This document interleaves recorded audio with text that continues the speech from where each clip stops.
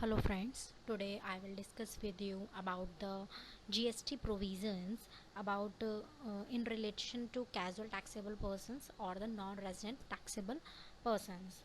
As you know, under GST there are some special provisions provided for the casual taxable persons and the non-resident taxable persons.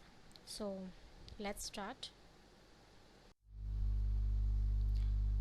As per Section 27 of the CGST Act 2017, the person shall apply for the registration certificate at least 5 days prior to the commencement of the business, and such person shall make taxable supply only after issuance of such registration certificate.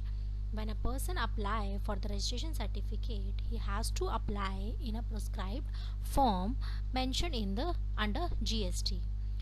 In case of casual taxable person, he has to apply in a form which is called GST REG 01, and in case of non-resident taxable person, he has to apply in a form which is GST REG 09.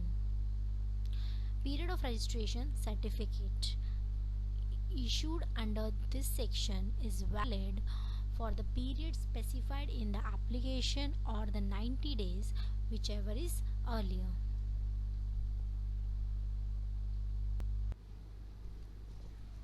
In case the said taxable person is required any extension in the period specified in the above application, then he has to apply in a prescribed form which is GST REG 11.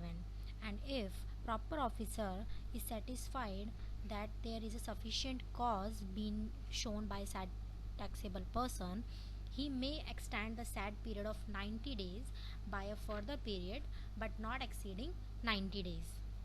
Next is advance deposit of tax.